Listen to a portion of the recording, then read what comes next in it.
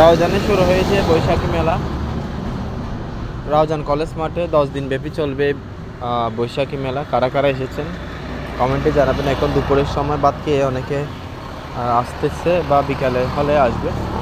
কে কোন জায়গা থেকে আসছেন এখানে জানাবেন। আর জিনিসপত্রের দাম কেমন, কে কেনাকাটা করছেন সেটা কমেন্টে জানাবেন। দেখতে পাচ্ছেন মানুষজন আসছে বিভিন্ন জায়গা থেকে এখানে কেনাকাটা করার জন্য।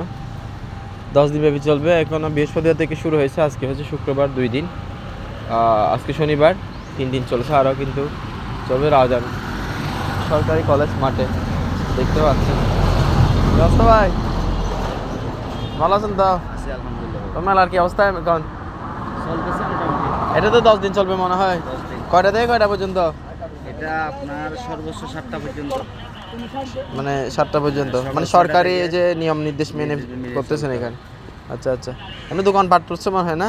প্রচুর দোকানে মানে যারা আসতেছে ওরা কিরকম অনুভূতি, ওদের খুশি লাগতেছে মনে হয়? মনে হয় অবশ্যই। মানুষজন কেমন দেখছেন বা 2 দিনে? কালকে শুক্রবার ছিল, মোটামুটি মানুষই ছিল খারাপ না।